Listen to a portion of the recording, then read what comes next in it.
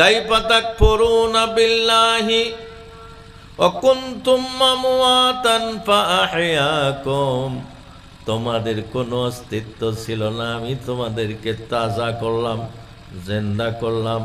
অস্তিত্বহীন মানুষকে আমাদেরকে অবয়ব দিছে, গঠন দিছে, বড় করছেন, তাই না গো?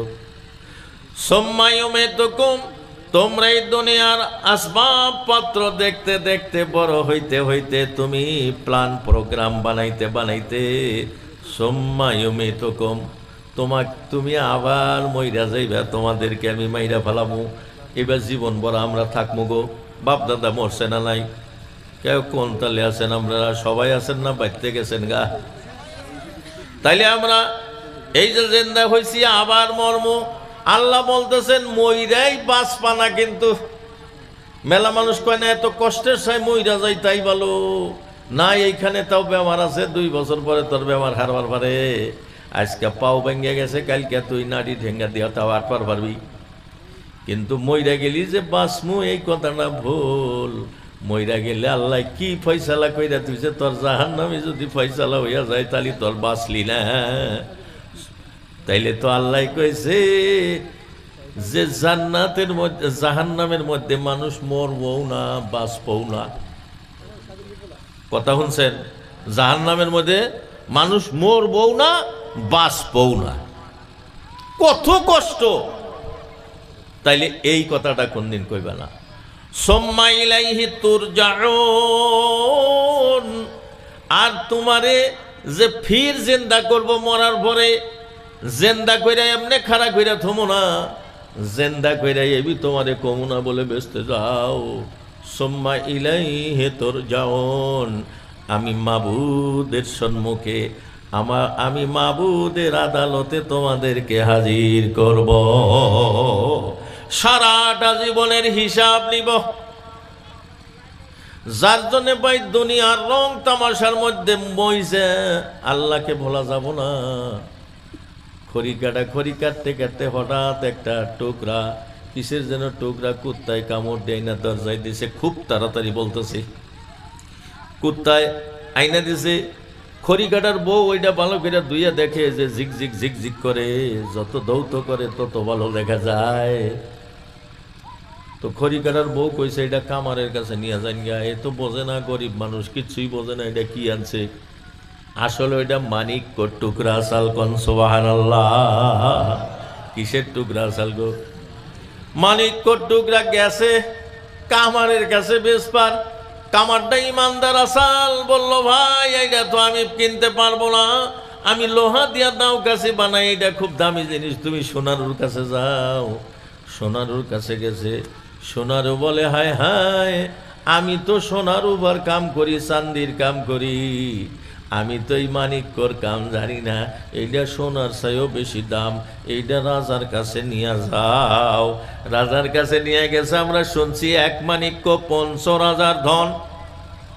একটা মানিক্যের টুকরা যদি কিনতে চায়, এই দেশের রাজার মতো 5টা রাজা লাগবো। রাজামশাইয়ের কাছে নিয়ে গেছে, রাজামশাইও আমগর জায়গার মানুষের মতো যে 1 কিলোমিটার রাস্তা বান্ধিবার দিছে, ওষার দিছিল 5 মিটার, বানাইছে 4 মিটার কইরা, আমার রাস্তায় 1 মিটার করে খাইয়া লাইছে। এমনি কি রাজাটাও ইমানদার আসাল, বলল বাবা তোমার এই দামি জিনিস তো আমি কিনে নিতে পারবো না, আমার কাছে তত টাকা নাই। ঘুরাইয়া দিছে, খড়িকাটা কানতে কানতে আইতাছে, বলে এমন দামি জিনিস আমারে মিলাইলা গো, এইটা কোনো জায়গায় বেচতে পারলাম না, বেজার হইয়া যাইতাছে। তো রাজার মন্ত্রী বলতেছে হুজুর এটা কি করলেন? বলে মানুষটা ঘুরা দিলাম, এত টাকা তো আমার দরবারে নাই, সোনা দানা পয়সা করি যা আছে এটা দিয়ে তো আমি কিনতে পারবো না, ঘুরা দিলাম। বলে না, বুদ্ধি আছে আমার কাছে। চামচা করেই বেশি বুদ্ধি থাকে না গো। হ্যাঁ, ও কইছে যে একটা লিখিত বানাই, যে 10 মিনিটের মধ্যে আমার রাজভান্ডার থেকে তুমি যত সোনা দানা টাকা পয়সা নিয়ে বাহির হইয়া যাইতে পারো, তার বিনিময়ে এই মানিক্যর টুকরাটা রেখে দিবে। তাইলে গরিব যদি আমগন্নাগাল ব্যাককেল না হইল নি, 10 মিনিটে যদি খালি বস্তা বোঝাই করে দরজার বাইরে ফালাইল নি, তাও তো কোটি কোটি টাকার মাল আনা হারল নি, পারল না গো। সুবিধা দিছে রাজায়। তো ও যায়া এই সোনার যেটা আছে ওর মধ্যে আদিয়া কয়, হাই রে সোনা না, এত ভালো দেখা জানা। আবার যায় রূপার টেহা না দে, হাই রে রূপার টেহাই সুন্দর দেখা যায়। এইবার করতে করতে পুরা গোডাউন ঘুরছে, পুরা পালাই তোলা হারে নাই, এটা দেহে ওটা দেহে। রাজা বাদশার মেলা তাজ তোজ না আছে, টেহা পয়সা আছে, তামসা দেখতে দেখতে পাঁচের থেকে মারছে হুইসেল, কলম কামড়াতি কামড়াতি ফাইনাল বেল পড়ে গেছে। আরো লেখবার দিব কে পরীক্ষার হলে, আরো লেখবার দিব কে, প্রথম থেকেই লেখা লাগবো। তো হুইসেল দিছে, তখন খামসা দিয়ে একটা কিসের একটা বস্তু নিছে, এই থোড়া তো 10 মিনিটের মধ্যে তুই যা পাই করবি তাই দেবো। এখন তো 10 মিনিট গেছে গা, এখন একটা কুটাও নেওয়া পারবি না।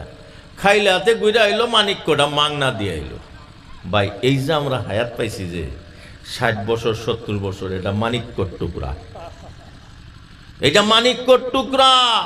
এই সময়টা কোনো জায়গায় অপচয় খরচা করা যাব না।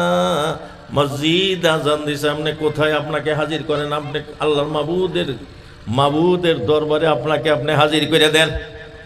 সময়টা আপনি গনিমত মনে করেন, এই হায়াতে জিন্দেগিটা আপনি মুক্তা মনে করেন, মানিক্য মনে করেন। কইরা নামাজের সময় নামাজ পড়েন, রোজা আসলো রোজা থাকেন।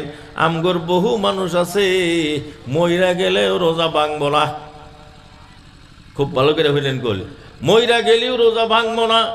আর যদি মাইরাও ফালা দেন তারাবি পড়ব না, হয় না গো? সারাদিন রোজা থাকবো, মইরা গেলেও রোজা ভাঙবো না। তারাই ভরবার যাইবার কইবেন, যদি পেটও নো তাও তারাই ভরবার যাইব না।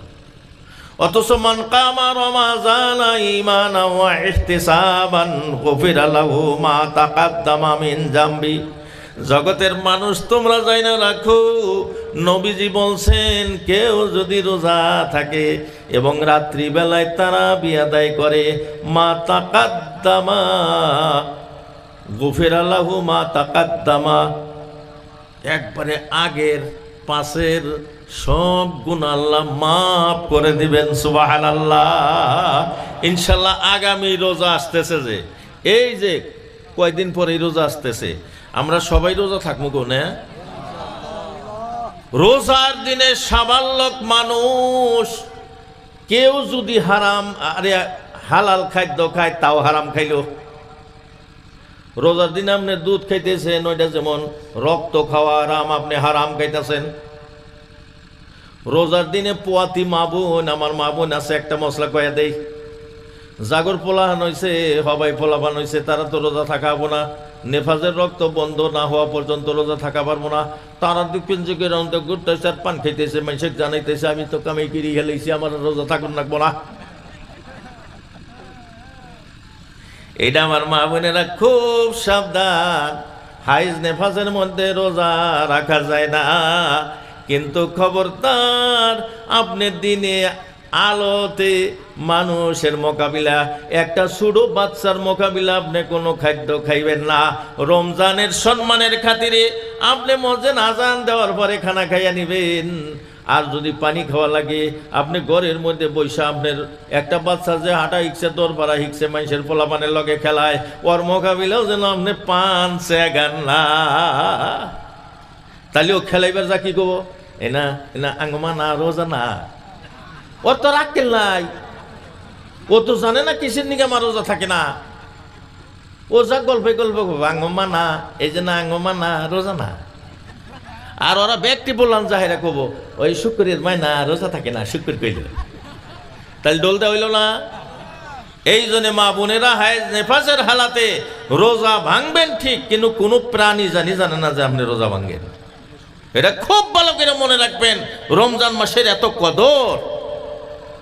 রমজান আসতেছে শাবান মাসের থেকেই জান্নাতে কোনো অপবিত্র আছে। এটা কি এই যে আপনি করে ধুমের ঘাট বাজারে জুম্বা ঘর পাইছেন, যে বিছনার মধ্যে বালু রয়েছে, মাকড়াসার জাল রয়েছে, এটা পাইছেন? ব্যস্ত তো সর্বসংরক্ষিত, যেখানে কোনো পয়সা যাওয়ার উপায় নাই। তাও বলেন যে খুশবুদার ভালো খুশবু দিয়া জান্নাত আলোময় করেন, ধৌত করেন রমজান মাসের কারণে। সুবহানাল্লাহ। গতিকে আমরা রোজা থাকবো ইনশাল্লাহ ভাই, আর তারাবি পড়বো, আল্লাহ সমস্ত গুনাহ খাতা মাফ করবেন ইনশাআল্লাহুল আজিজ।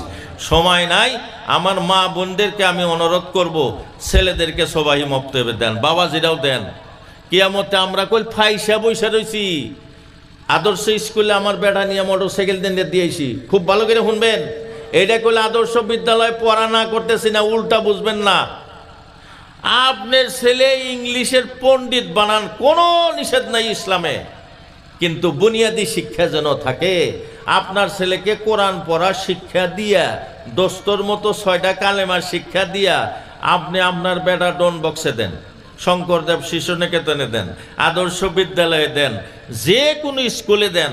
আপনার ছেলে হর বছর ফার্স্ট ডিভিশন পাশ করবো আপনি লেখা নেন। কারণ আরবি শিক্ষার মতো কঠিন শিক্ষা নাই। ওই শিক্ষা যদি আপনার ছেলে মেয়ের মেমোরিজ লাগা যায়, আপনি নগাঁও হো যায়, হাইলাকান্দি, শিলচর, কাছারি যে এগর দেশে যান। এই নান্দাই থেকে ফুটা বাড়ানোর পরে এগর মুক্তবে দেয়। আর যত অফিসার কন, পুলিশ অফিসার কন, একবারে যা কন, তারা যদি ইমামতি করে আঙ্গন নাগাল আলেম নামাজ পড়া হারে এদের দেশের মানুষের। এটা সত্য কথা। আমরা তো মানে কি হইলাম জানেন, এও না ওও না, খালি উনাল মাউন, আমরা কিচ্ছুই হইতে পারলাম না। গতিকে ভাই আর দোস্ত, খুব অনুরোধ করতেছি, আমার যুবক বন্ধুরা যে সমস্ত এই যে সবার আয়োজন করেছেন, যথেষ্ট মানুষ আসছেন, আপনারাই সবাটা জেন্দা রাখবেন না এই বছরই গাইরে থুইবেন একবারে?